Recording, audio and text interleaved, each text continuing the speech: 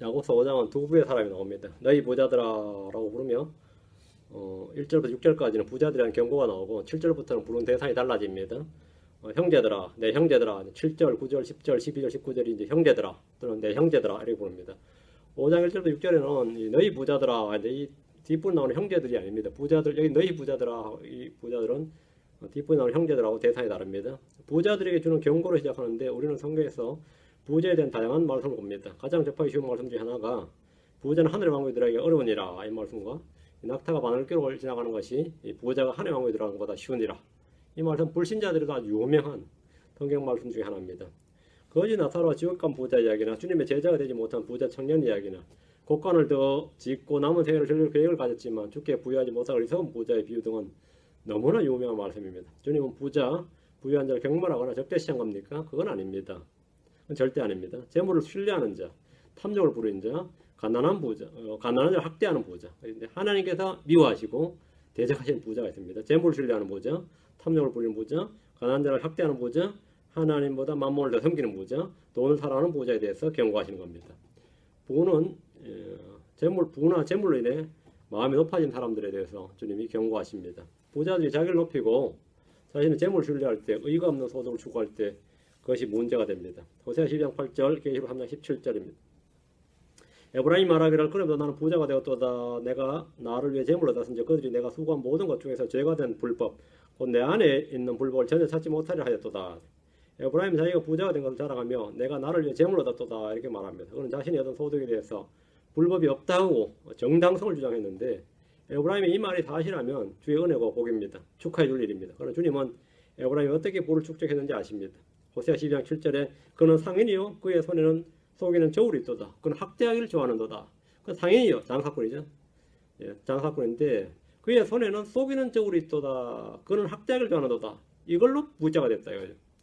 주님의 말씀과 에브라임의 말이 완전히 다릅니다. 많은 부자들이 자신들이 얻은 부에 대해서 재물에 대해서 자랑하며 의를 주장하지만 주님은 다 아십니다.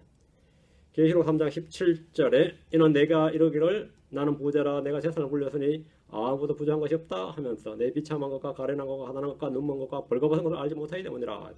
부자였던 에브라임과 마찬가지로 나는 부자라고 외치는 교회가 있습니다. 라오디게아 교회는 나는 부자라 내가 재산을 굴렸으니 아무도 부족한 것이 없도다 하고 할 만큼 부유합니다. 그러나 주님은 그가 비참하고 가련하고 가난하고 눈멀고 벌거벗다고 합니다. 생명은 소유의 풍부함에 있지 않습니다. 영적 보화와 지혜와 지식의 보화가 어디에 있습니까? 그리스도 안에 있습니다. 지혜와 지식의 보화는 그리스도 안에 있습니다. 그리스도 안에 있습니다. 골로새 2장 3절에 그분 안에는 지혜와 지식의 모든 보화가 감추어져 있느니라. 그리스도의 치욕이 이집트의 보화보다 더 큰 재물입니다.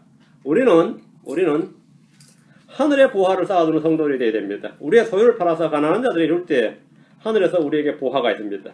우리가 주를 섬기고 성도들을 섬기는 일을 할 때 하늘의 보화가 있습니다. 주님은 오직 너희 자신을 위해 보물을 하늘에 쌓아두라 이렇게 말씀하십니다. 땅에 보물을 많이 가진 부자가 있고 하늘의 보화를 쌓아둔 부자가 있습니다. 자, 본문을 보겠습니다. 자, 본문입니다. 1절입니다. 야고보서 5장 1절. 자, 이제 너희 부자들아 너희에게 이 말 너희 비참한 일들로 인하여 슬피 울고 울부짖으라. 부자들에게 닥칠 재앙에 대한 강력한 경고입니다. 구약 성경이나 신약 성경이나 단지 자신이 부자라는 이유만으로 주님께 저주를 받은 적은 없습니다. 야고보서 5장에 말하는 부자는 불의한 방법으로 부를 축적한 사람입니다. 그걸 어떻게 알 수 있냐면 4절부터 6절이 나오죠. 그들이 어떻게 부자가 되었는지 성경 스스로 왜 이들이 저주를 받는지 지금 왜 재앙에 닥치는지 4절부터 6절에 나온단 말이죠. 어떻게 부자가 되었느냐. 그들은 일꾼들의 품삯을 주지 않고 사기를 쳐서 부를 축적했다. 그게 4절이죠. 다음에 그들은 불의한 방법으로 번 재산을 자신의 쾌락과 죄를 짓는 데 사용하는 전형적인 졸부들이다. 이 5절이죠. 6절에 따르면 이들 부자들은 정치 권력과 공권력과 유착해서 부패를 저지르고 악을 향함으로 부자가 되었다. 이렇게 지금 폭로하고 있습니다. 어떤 부자들이냐 이거죠. 야고보가 지금 저주하는 성경에 저주하는 부자들은 욥이나 아브라함이나 이삭과 같이 주께 복을 얻어서 그 은혜를 입어서 부자가 된 사람들이 아닙니다. 1절에 자 이제 너희 부자들아 너희에게 이 말 비참한 일들로 인하여 슬픔을 울부짖으라. 하나님 이들이 행한 모든 악행에 대해서 심판하시고 그대로 갚아주실 것입니다. 주님 분명히 말씀하셨습니다. 주님 말씀 누가복음 6장 24절 25절에 그러나 부유한 너희에게 화가 있을지어다. 너희는 이미 너희 위로를 받았도다. 배부른 너희에게 화가 있을지어다. 너희는 줄이리로다. 지금 우는 너희에게 화가 있을지어다. 너희는 애곡하며 슬피 울리로다. 사람들은 만약 현재 이 부와 현재 지위, 현재 모든 생활이 유지될 줄 자본주의 체계가 그대로 유지되고 이 세상은 돈만 있으면 다 될 것 같지만 결코 그렇지 않습니다. 주님께서 다시 오십니다. 심판자께서 가까이 있습니다. 1절 말씀은 이 대환란 때는 모든 부자들에게 대한 직접적인 적용이 가능합니다. 교리적 적용이 가능한 구절입니다. 대환란 때는 선한 부자, 주의 은총을 입어서 부자가 된 사람이 있을 수가 없습니다. 청렴한 부자, 그것도 있을 수가 없단 말이죠. 왜 그러죠? 적그리스 아래서 짐승의 표를 받고 그에게 경배하지 않는 사람은 매매할 수가 없어요. 아마 상인이 될 수가 없어요. 부자가 될 수 있는 구조가 아닙니다. 부자 될 수가 없습니다. 구약이나 신약과 달리 부자가 되었다는 것은, 그 대환란 때 부자가 되었다는 것은 다가올 재앙과 심판을 받을 각오를 해야 될 뿐만 아니라 앞으로 닥칠 비참한 일들에 대한 경고를 받아서 울며 회개해야 됩니다. 지금 크리스천들은 성경적인 바른 경제관을 확립해야 됩니다. 크리스천들은 의가 없는 소득을 바라지 말아야 됩니다. 다음 16장 8절에 적게 가지고도 의가 있는 것이 많은 소득을 가지고도 올바름이 없는 것보다 나으니라 했습니다. 크리스천은 일을 해서 노동을 해서 수고해서 재물로 얻어야 됩니다. 잠언 13장 1절에 잠언 13장 11절에 헛되이 얻은 재물은 줄어들으리와 수고하여 모은 자는 재물을 늘리리라. 수고하여 모으는 자, 헛되이 얻은 재물, 수고하여 모으는 자, 두 개가 딱 대조가 되죠. 크리스천은 공정하게 재물을 얻어야 됩니다. 신명기 25장 13, 15절에 너는 내 가방에 서로 다른 두 추, 서로 다른 추, 곧 큰 것과 작은 것을 넣지 말고 내 집에 서로 다른데 곧 큰 것과 작은 것을 두지 말며 오직 너는 완전하고 공정한 추를 두고 완전하고 공정한 대를 둘지니라. 그리하면 주 내 하나님께서 내게 주신 땅에서 내 날들이 길게 되리라.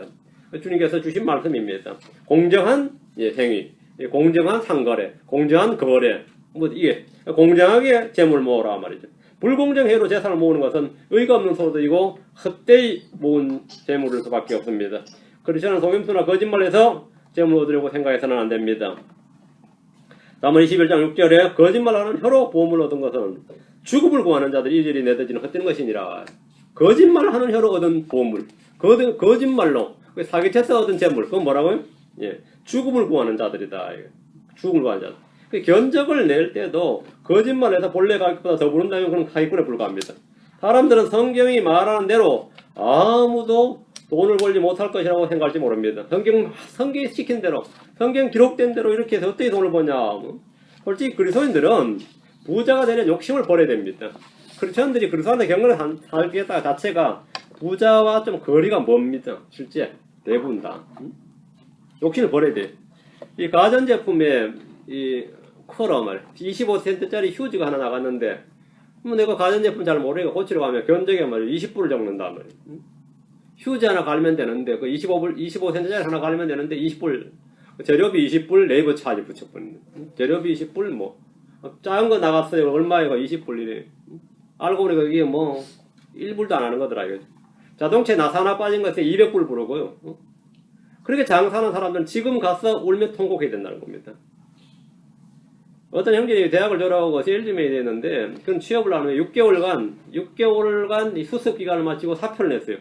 6개월 하고 이제 현장 투입되는데 왜 그러냐 할게 6개월 동안 거짓말하는 거예요. 6개월 동안 6개월로 세일즈맨이라니 그래. 회사에서 교육받은 대로 연구를 하고 실적을 올려야 되는데 사실에 비해서 지나치게 과대 포장을 해야 되고 거짓말을 해야 되더라고요. 그렇게 하면 다 거짓말인데 도저히 못해서 그만뒀어요. 우리는 모두 성경 원칙대로 살아야 됩니다. 이렇게 살려니까 뭐가 되는 거죠? 희생이 따르고 불편이 따르고 때로 위험이 따르고 손해가 따르고 그 사람 돈 벌어오길 바라는 가족들이 뭐가 되죠? 비난을 받죠. 니만 그렇지 않느냐. 그 사람 빨리 돈 벌어오길 바라는 사람들이 지금 욕바가지로 먹는 거죠. 성경대로 살아보겠다는 것이 얼마나 힘든 일이라는 걸 우리가 쉽게 알 수 있어요. 실제로 뭐 살아보겠다 마음 먹어보면 알아요. 그 희생과 불편과 위험과 손해, 비난 이게 장난이 아니죠. 장난이 아니죠. 예, 2절 3절입니다. 너희의 재물은 썩었고 너희의 옷은 좀 먹었으며 너희의 금과 은은 부식되었으니 그것들의 녹이 너희를 대적하는 증인이 되고 불같이 너희 살을 먹으리라. 너희가 마지막 날들 위해 재물을 함께 모아 쌓았도다. 너희 재물은 썩었고 이 말씀은 그 재물이 부패한 재물이고 불의의 소득으로 주님이 인정하지 않으시는 재물이란 말입니다. 너희 옷은 좀 먹었으며 이 말씀은 부자들이 입는 그 명품 옷이나 고가의 화려한 옷이 고급스럽게 보이지만 주님은 그것이 뭐라 좀 먹은 것이다. 우리 눈에는 이게 뭐 좋으면 얼마나 이게 지금 이틀이 얼마나 보드라우냐. 그렇죠?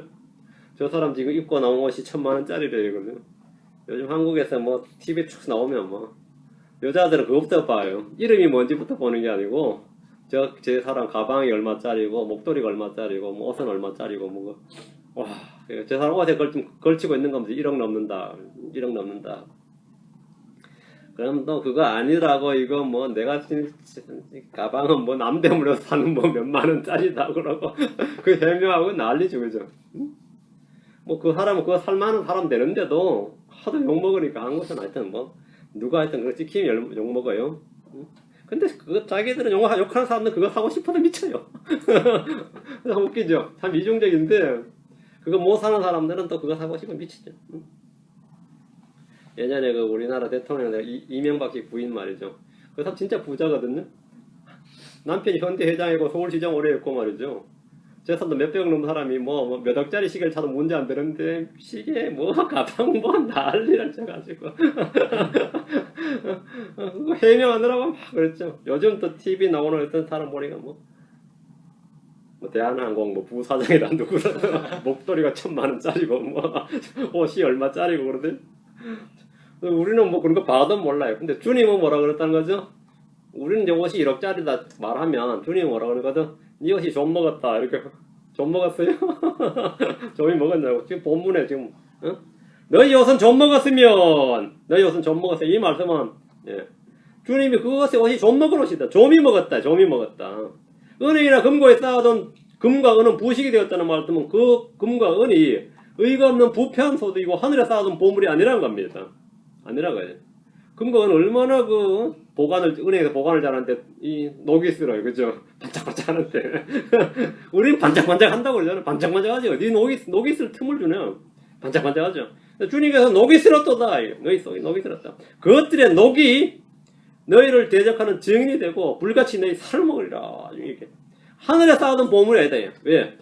예레미야 17장 11절에 성경에 말할 재물들을 모으되 바르게 모으지 아니하는 자는 재물들을 모으되 바르게 모으지 아니하는 자는 자고 새가 알들을 품되 부화시키지 못하는 것 같아서 그는 자기의 날들의 중간에 그것들을 버려둔 채 떠나겠고 끝에는 어리석은 자가 되리라.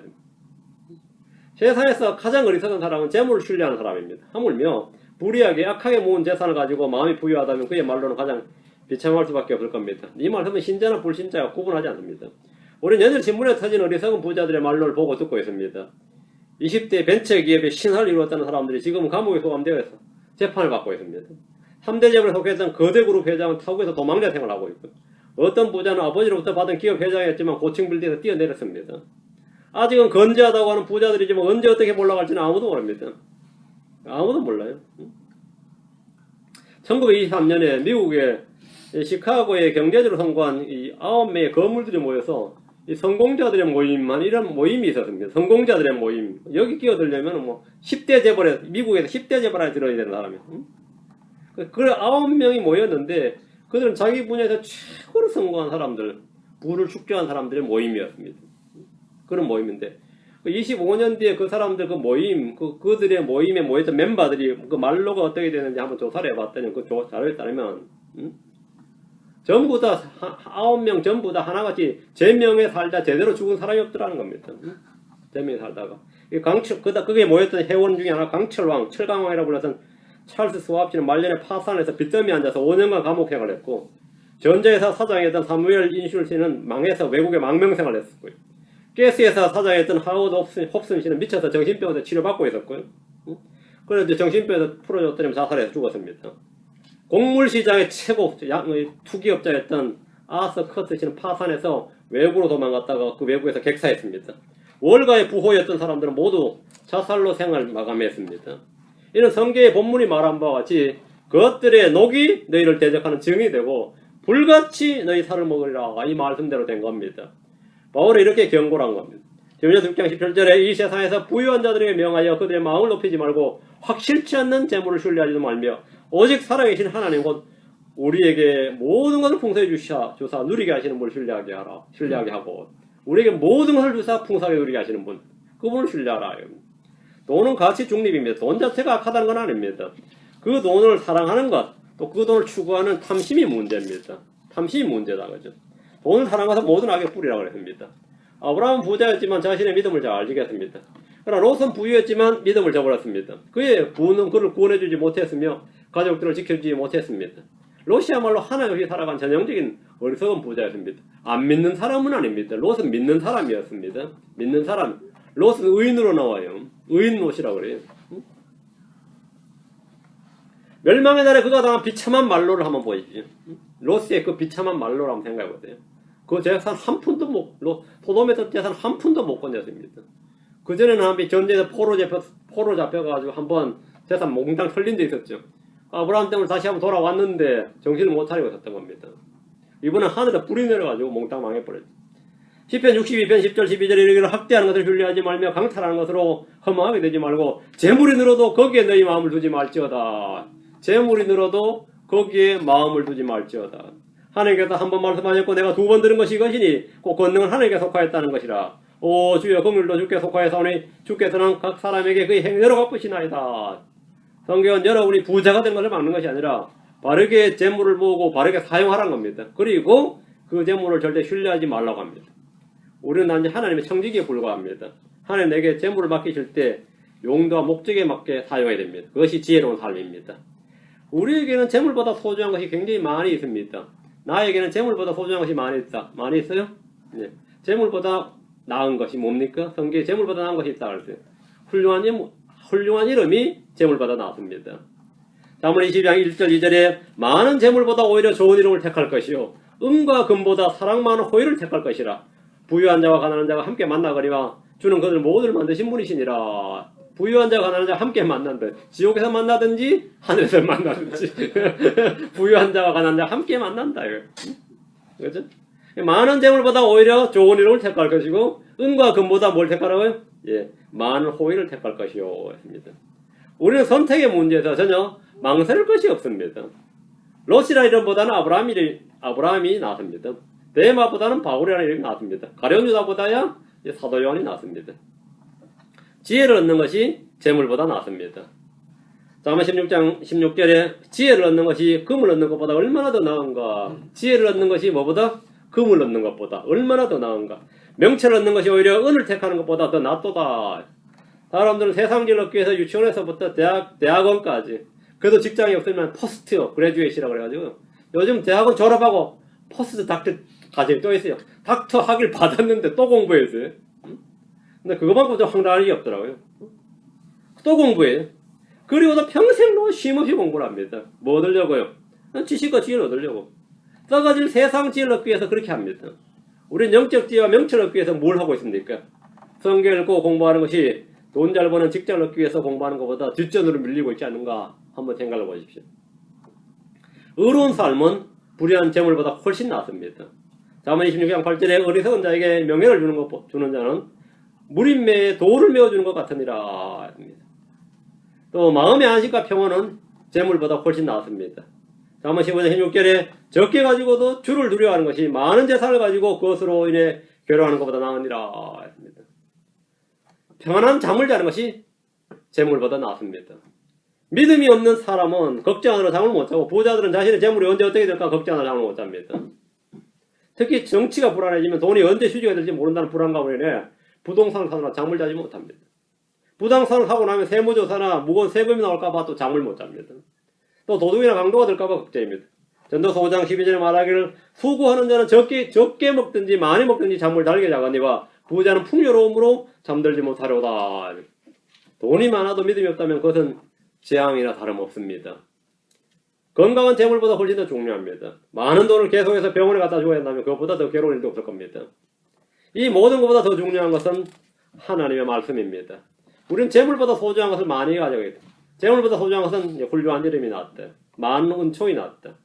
예, 지혜를 얻는 것이 재물보다 낫다. 의로운 삶은 불의한 재물보다 낫고 마음의 안식과 평안은 재물보다 낫습니다. 평안한 잠이 재물보다 낫고 건강한 재물보다 낫다. 하나님의 말씀은 이 모든 것보다 훨씬 더 낫습니다. 시편 119편 72절에 주의 입의 법이 내게는 천천의 금은보다 나으니이다. 주의 입의 법이 내게는 천천의 금은보다 나으다. 여러분이 이 말씀을 가지고 있다는 것은 모두 다 천천의 금은보다 더 나은 것을 가지고 있다는 뜻입니다. 엄청난 걸 여러분이 지금 가지고 있는 겁니다. 가지고 있는데 그 가치의 소중함을 몰라서 나도 모르고 남도 모르고 나도 모르고 남도 모르고 남이 알아보세요. 시편 119편 121절에 그러므로 내가 주의 명령들을 금보다 더 사랑하며 참으로 정금보다 더 사랑하나이다. 우리가 더 소중한 것들입니다. 재물보다 더 소중한 것들. 자, 야고보서 5장 3절입니다. 너희가 마지막 날들을 위해 재물을 함께 모아 쌓아두었도다. 마지막 날들에 여기에 마지막 날들을 위해 분. 지금 본문 말씀 현재적인 것뿐 아니라 미래 심판날에 있을 경고입니다. 참 아이러니컬하게도 부자들이 그토록 사랑하고 아끼고 자랑스러워했던 자신들의 재물이 자신들을 대적하여 증언한다는 겁니다. 부자들은 자기들이 모은 금과 은의 양이 자신들의 불의와 부정을 증거하는 기준이 될 겁니다. 기준이 될 겁니다. 우리는 이런 부자들과 달리 썩지 않는 곳에 영원한 부를 축적해야 됩니다. 하늘에 쌓아둔 보물은 그리스도의 심판대에서 우리가 한 일을 증언해 줄 겁니다. 이 세상에서 부유했던 사람이 저 세상에서는 가난할 수 있습니다. 반면에 이 세상에서는 가난했지만 저 세상에서 부유할 수 있습니다. 이는 전적으로 현재 우리가 무엇을 추구하며 어디에 보화를 쌓았느냐에 달려 있습니다. 어떤 목사님이 연말에 이 가난한 사람들 위해서 이 구제를 좀 해야 되니까 설교를 해달라고, 모금 설교, 소위 뭐 구제 모금 설교. 미국은 가끔 자선 파티 같은 걸 하고 나서 이제 목사님 한번 초청해가지고 이제 설교를 하죠. 설교를 하면 이제 그게 따라서 이제 헌금 액수가 달라지니까 설교 부탁을 합니다. 그럼 설교 그 수락을 하고 나서는 아주 간절히 기도하고 설교 준비하고 그래서 근데 오늘 이번 목사님 설교하시고 오늘 얼마 거뒀다고 그래요. 설교를 길게 하면 헌금을 많이 하지 않을 가능성이 있으니까 될 수 있는 짧게 하시되 좀 임팩트 있게 해달라고 요청을 했어요. 주최 측에서 짧게 하시면서도 그 임팩트 있게 그 어떻게 해달라는 거죠. 그분이 이제 기도하고 강단에 섰습니다. 제가 구제 설교 오늘 전부 이 자리에 분들은 어차피 뭐 헌금하시겠지만 그분 잠언 19장 17절을 딱 빼서 가난한 자를 불쌍히 여기는 자는 주께 빌려드린 자니 그가 베푼 것을 그분께서 그에게 다시 갚아주시리라. 이 말을 읽고 설교를 시작했는데 좋은 본문이죠. 그래서 설교가 굉장히 짧아요. 요나처럼 짧았어요. 여러분이 이 계약서가 마음에 들면 돈을 내놓으시오. 여러분이 이 계약서가 마음에 들면 돈을 내놓으시오 하고 설교를 마쳤습니다. 신약성경에서 자신의 부를 가장 잘 사용했던 사람은 사도행전 10장의 고넬료입니다. 그는 자신의 재산을 가난한 사람들의 구제에 사용했습니다. 그는 그의 그런 일은 예수를 믿기 전에 이미 하나님께 다 뭐요? 인정받았습니다. 유대인 사람들이 다 인정받았습니다. 부를 가장 잘 사용한 사람이죠. 야고보서 5장 4절입니다. 보라 너희 밭에서 곡식을 거둔 품꾼들의 품사 곧 너희가 설쳐서 숨겨둔 품삯이 소리 지르며 곡식을 거둔 자들의 울부짖음이 만군의 주의 귀에 들어갔느니라. 지금 여기 어떤 부자들인지 4절부터 6절에 쫙 나오죠.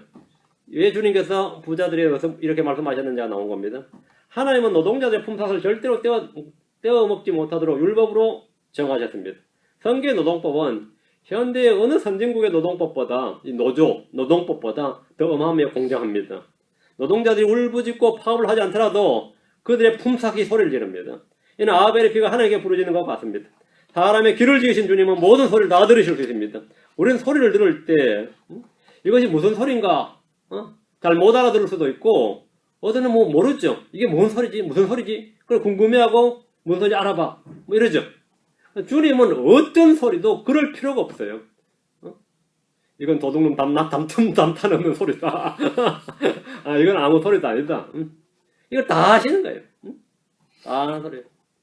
예전에 시골에 있으면은 밤에 별별 소리 다 들려요. 요즘은 이것도 뭐 차 소리나 이런 것 때문에 소리가 한 묻혀버려가지고 안 들리죠. 일찍 잠다 누워서 있으면 잠 안 오면 몇 시간 동안 저저 잠서 온갖 밤이 외치는 소리 다 듣는 거예요. 바람 부는 소리 뭐 진짜 쥐들 짹짹거리는 소리에 진짜 별별 소리 다 들으면서 아 저건 고양이 싸우는 소리다, 저거는 개시 있는 소리다, 저거는 뭐가 굶어 지금 뭐 파디 뒤집은 소리다, 뭐 퍼드득 소리는 저거 뭔 소리지 다 밤에 조용하니까 시골 바람 소리 다 들리고 그렇죠. 그런 소리 들어보셨어요? 제가 촌놈들만 들어봤는데 촌놈이 내가 밤에 온갖 소리를 다 들어. 근데 왜 이렇게 음감이 없지? 그런 자연의 소리를 다 들었는데도 음악을 못 대었지. 그러다가 밤에 소리가 나요. 갑자기 눈 오는 소리 다 들려요. 그 눈 오는 소리가 들린다니까요. 얘는 모를 겁니다. 이거는 한 꼴, 두 몇 한 꼴에 산 사람들만 눈 오는 소리다 이게 들립니다. 눈 오는 소리다. 갑자기 소리가 싹 조용해지면서 달라져요. 누는 소리다. 이렇게 누는 소리다. 누는 소리 들을 수 있으면 얼마나 청각이 발전한 사람이에요. 그런 소리를 듣는데 하나님께서는 말이죠. 이것이 무슨 소리인가 궁금해하고 알아봐야 될 일이 없습니다. 주님은 다 압니다. 무슨 소리냐면 어느 놈 지금 품고 떼먹어가지고 지금 불부짖는 소리다. 어느 집 누가 지금 오늘 한탄하는 소리다. 주님 다 지금 누가 아파서 신음하는 소리다.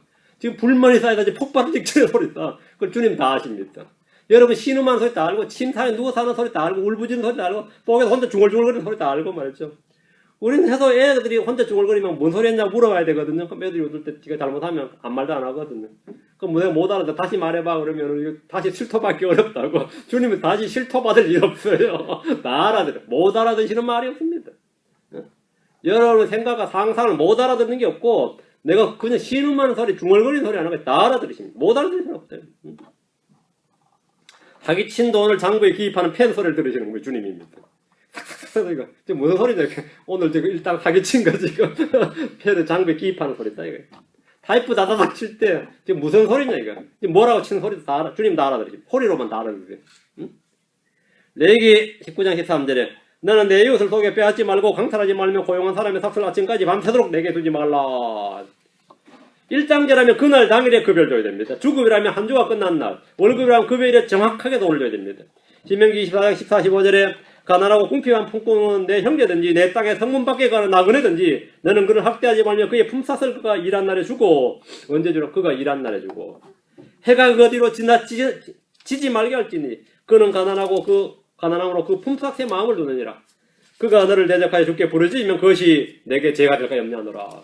그가 뭐라고요? 너를 대적하여 죽게 부르짖으면 뭐 이런 주인이 다 있노? 월급도 안 주는 제때 안 주는 주인이 다 있나? 이 자체가 뭐라는 건 죽게 부르짖는 겁니다. 주님 다 들으시는 겁니다. 그래서 오늘 종업을 얻은 주인은 특히 급여 문제를 깨끗하게 해결해야 됩니다. 그 문제를 하나님께 기도하기 시작하면 바로 그 상정되는 겁니다. 주님 그 문제를 반드시 짚고 넘어가십니다. 일꾼 아무리 작은 돈이라도 받아야 할 삭스를 받지 못하면 그 작은 돈이라고 넘어가는 게 아니라 그걸 평생 기억합니다. 주인은 이제 못 준 돈은 뭐 몇 프로 안 된다 생각할지 몰라도 몇 달러라도 그 받을 돈 못 받으면 말이죠. 그 받아야 될 사람들은 그거 못 잊어요. 평생 못 잊어요. 저도 이게 벌써 몇 년 전이에요. 제가 89년도였나? 89년도에 학원 강사했던가? 그때 학원 강의하다가 갑자기 영장이 나와서 군대를 가게 됐는데 이 원장이 그거라 알고 월급을 안 줘버린 거예요.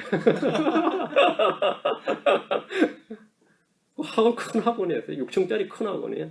그 해태 본사 옆에 있던 학원이었는데 그 원장 독실한 나름 독실 모드 크리스천이에요. 그걸 나보고 신우에도 만들라 그러고 말이죠. 학원에서 막 그랬다고. 내가 아들한테 성경도 가르치게 하고 말이에요. 막 그랬는데 돈 안 줘버렸어요. 그 지금 내가 지금 아직도 기억하고 있다고. 그때 한 달 월급 제가 월급이 210만 원이었는데 지금 받으면 좀 받아야 되는데. 그 내가 군대 갔다 와서 돈 받으러 갔더니 망하고 없더라고요. 망했는 이사 갔는지 돈 받으러 갔더니 그 급하게 군대를 가느라고 받지 못했는데 그 잊혀지냐? 내 평생 가도 안 잊혀질 거야. 잊혀지겠어요? 안 잊혀진다고. 문제는 제가 왜 그걸 못 믿냐면 말이죠. 나름대로 그 양반이 열심히 믿는 기독교인이었어요. 열심히 믿는. 윤 선생 하면서는 그 학은 매우 규모가 컸지만 망하고 말았습니다. 반대로 우리가 종업원의 입장이면 우리가 종업원의 입장에 있다면 눈 가리고 일하지 말고 부지런히 일해야 되고 죽게 하듯 해야 됩니다. 예레미야 22장 13절에 뿌리로 자기 집을 지으며 부당하게 자기 방들을 짓는 자 곧 품삯도 주지 아니하고 품삯을 안 줘요. 자기 이웃을 고용하여 섬기게 하여 그에게 일의 대가를 주지 아니한 자에게 화가 있을지어다. 그 주님은 율법에서뿐만 아니라 대언자를 통해서 계속 선포한 게 이 말씀입니다. 야고보서 다시 5장 5절 너희가 땅에서 쾌락 가운데 살며 방탕함에 빠져 사륙하는 날에서와 같이 너희 마음을 살찌게 하였도다. 의와 절제와 경건함이 없는 삶을 쾌락 가운데 사는 삶이라고 합니다. 그들의 쾌락은 이 땅에서 자신의 썩을 육신의 정욕을 추구하는 즐거움이 전부입니다. 방탕함에 빠져 이 말은 이 방탕함이라는 단어지 완천이란다. 이 단어는 성욕이나 색욕에 빠진 삶을 말합니다. 영어에서 이 완천 오만 하면 아무 남자, 아무 여자가 놀아나는 난잡한 사람 이런 뜻입니다. 이 단어 뜻 자체가 사륙하는 날에서와 같이 이란 말은 잔치를 위해서 고기를 잡는 날을 사륙하는 날이라고 그래요. 응? 부자들이 먹고 마시고 방탕하게 노는 모습을 아주 묘사한 구절인데 불의하게 번 돈을 의롭게 사용하는 예는 거의 없습니다. 불의의 제물로 친구를 사귀라는 주님의 권면이 있지만 불의의 삭선 항상 그들을 멸망으로 끌어갑니다. 우린 때로 이런 악인들의 형통함과 부귀 영화의 삶의 깊은 자질과 이 사회의 부조리, 모습 이런 걸 느끼죠. 하나님 살아계시면 어떻게 이럴 수가 있는가. 이런 크리스찬들은 많을 겁니다. 의인이 왜 이유 없이 고통을 당하는가, 고난을 받는가. 또 악인이 왜 저리도 즐겁게 잘 먹고 잘 살다 죽는가. 왜 천벌을 받지 않는가. 이게 또 이 젊은 청년들, 젊은 크리스찬들에게는 가슴에 못을 받, 불을 지르죠. 시편 73편 한번 보죠. 시편 73편에 아삽이 시인가요? 시편 73편에 사실은 고뇌를 아주 잘 묘사한 시편이에요. 이 고민을 아주 이렇게 잘 쓸 수가 없어요. 시편 73편 2절에 그는 실족할 뻔했다 그랬어요. 실족할 뻔했다. 이유는 왜 그러냐? 3절에 나오죠. 사악한 자의 번영을 보고 어리석은 자를 부러워했기 때문에 내가 실족할 뻔했다. 우리는 때때로 이런 유혹에 빠져 넘어질 수 있습니다. 4절부터 12절까지는 그들이 이 땅에서 얼마나 잘 먹고 잘 사는지 나옵니다. 특히 7절과 12절에 보면 그들의 눈은 기름져서 솟아오르고 그들의 가진 것은 마음이 원한 것보다 더 많으며 마음이 원한 것보다 더 많아. 얼마나 많은지 알겠죠? 써도 줄질 않네. 그런 거 있죠. 이 소득의 증가율이 소비의 증가율을 앞서는 거예요. 어? 실제 진짜 부자들은 그래요. 아무리 써도 소득의 증가가 소비의 증가가 앞서요. 예. 주식도 있죠. 이자도 있죠. 내가 아무리 써도 따라잡지는 못해요. 소득 증가를 못 따라잡는다잖아요. 소득 증가를 못 따라잡는다. 그 정도 되려면 기반이 다 잡힌 사람들 진짜 소득의 증가를 못 따라잡는다. 아무리 써도 못 따라잡는다 그래요. 그 이야기. 마음이 원하는 것보다 더 많으면 볼지어다 이들은 경건치 아니한 자들이로되 세상에서 형통하며 재물을 불리는도다. 계속 재물을 불어나는 거예요. 이 시를 쓴 아삽은 이 문제를 깊이 고뇌했고 뭔가 풀리지 않는 모순과 부조리에 번민을 했습니다. 그가 만약 하나님을 믿는 신앙이 없었다면 사회개혁을 부르짖거나 반체제 운동을 전개했을 겁니다. 13, 14절 보죠. 믿음으로 살려는 자신은 오히려 그런 형통함을 고사하고 징계와 재앙과 고난만 있었습니다. 이게 모순이란 거지. 13, 14절. 내가 내 마음을 깨끗하게 하며 내 손을 무지함 속에서 씻은 것이 참으로 헛되니 내가 왜 이렇게 살았나. 헛방이다 이 말이야. 이렇게 산 것이 헛되니 내가 종일토록 재앙을 당하며 아침마다 징계를 당하였도다. 그래서 뭐라고요? 나는 헛방이야. 나 잘못 살아서 헛살았어. 이쯤 되면 우리 미쳐버립니다. 그는 자신의 심적 고통을 이렇게 표현할 겁니다. 16절. 내가 이것을 알려고 생각한지 그것이 내게 너무 심한 아픔이 되었는데 생각하면 뭐가 된다고요? 아픔이고 괴로움이죠. 여러분 이런 생각 해본 적 없습니까? 믿음으로 제대로 한번 살아보자고 하는데 한번 믿음대로 한번 살아보자고 한번 해야 하는데 내게 하나님 왜 이래도 도움을 주시지 않는가? 좀 어여삐 여기셔서 좀 잘 도와주면 좋은데 하나님 왜 이렇게 내게 도움을 주시지 않는가? 기도는 왜 이렇게 응답이 안 되고 일은 왜 이렇게 안 풀리고 종업원들이 임금 갈취하고 영주권 사기나 치고 불법 체류자를 혹사시키면서 잘 먹고 잘 사는 사람도 많은데 말이죠. 나는 왜 이래도 일이 잘 풀리지 않는가? 이런 이름도 없는 교회 하나 등록시켜놓고 말이죠. 영주권 사기치는 목사들 들어왔죠. 그래가지고 1인당 얼마씩 받아가지고 하는데 국토안보 조사를 했더니만 한교에서 75명 목사님은 영주권을 내줬더라잖아요. 한교에서 하도 많은 영주권 신청이 들어와가지고 조사관을 파견했더니만 이름도 없는 교회에 목사 75명이 영주권을 내줬더라죠. 하도 말이에요. 근데 뭐 잘 먹고 잘 살거든요. 한두 명이 아니죠. 이런 걸 깊이 생각하니까 어떻게 되죠? 내게 너무 심한 아픔이 되었는데 그게 지금 16절에 내게 너무 심한 아픔이 되었는데 여러분도 아픔이 됐죠? 이런 걸 막 생각하면 생각할수록 너무 심한 아픔이 될 겁니다. 나는 열심히 하는데 왜 나의 남편은 나의 아내는 반대로 나가는가? 성경을 배우기는 하는데 왜 우리 가정은 마누라가 남편의 머리 위에 있는가? 생각하면 아픔이 됐죠? 이런 고민 안 해보셨어요? 나는 나대로 하는데 왜 애들은 엇나가는가? 저는 이런 고민합니다. 소소한 기도 제목은 잘도 응답되는데 왜 굵직한 기도 제목 응답이 안 되는가? 제가 밤에 잘 때 말이죠. 아침에 어떻게 해달라고 기도를 하면 그 아침에 이러면 다 응답돼 있어요. 딱 응답이 착 돼 있어요. 진짜로. 그런데 우리 아들 먹게 해주십시오. 그게 응답이 지금 몇 년째 안 되고 있어요. 응답이 돼요? 안 되고 있죠. 또 뭐 좀 국지한 거 있잖아요. 그게 여러분의 기도는 인내와 오래 참음이지. 인내 오래 참하는 거죠. 고민 많이 하죠. 왜 교인들이 이렇게 가서 늦게 나타나는가? 이것도 고민이지. 응? 자기 자식이 학교에 지각하는 것은 용납하지 않을 텐데 왜 예배에 늦게 나타나는 거는 왜 예배는 천천히 나타나는 거예요? 직장인 학교에 빠지는 것을 허락하지 않은 사람들이 교회 집회에는 왜 이렇게 잘 빠지느냐? 왜 그 문제가 되지 않을까? 그 사람들 마음에는. 이런 걸 생각하면 답답해 미치겠다. 이런 표현도 되지만 이 성경의 표현은 뭐냐? 아삽의 표현 따르면 아픔이 되었더니 이게 내게 아픔이에요. 아픔.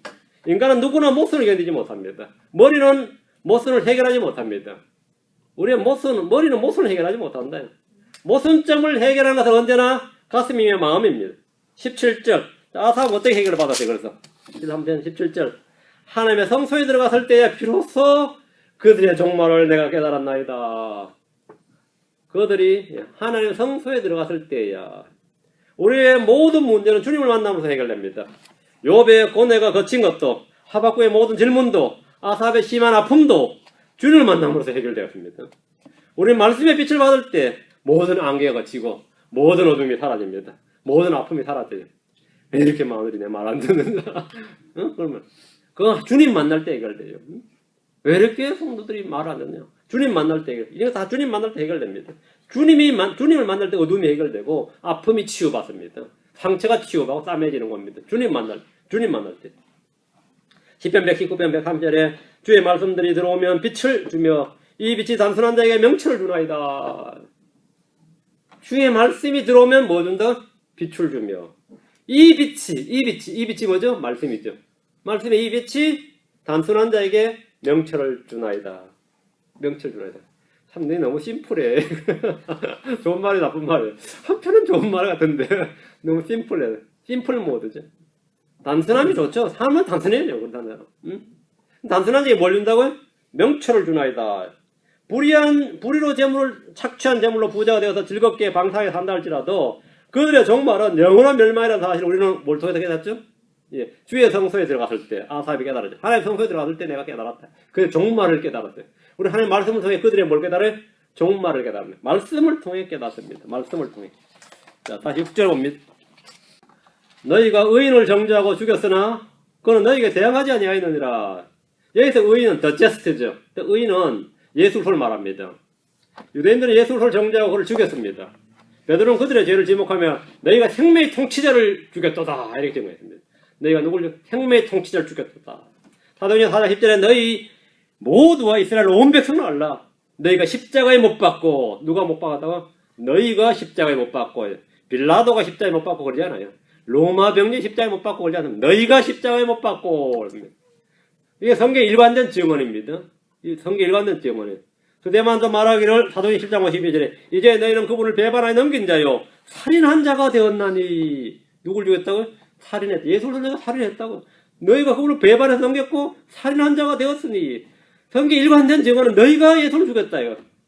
주님은 자신을 향해서 없애버리셨어. 십자가에 못 박으소서를 외치던 그들에게 대항하지 않으셨습니다. 주님은 그들을 향해서 오히려 아버지여 저들의 죄를 용서해 주옵소서라고 기도하셨습니다. 그래서 예수를 믿기를 거부하고 그분을 정죄하고 죽인 사람들을 향해서 주님의 변함없는 관심과 뜻은 모든 사람이 구원을 받고 진리의 지식에 이르기를 원하는 겁니다. 진리의 지식을 아는 데 이르는 겁니다. 부패하고 불의한 부자들은 결코 이 십자가에 관심을 갖지 않을 겁니다.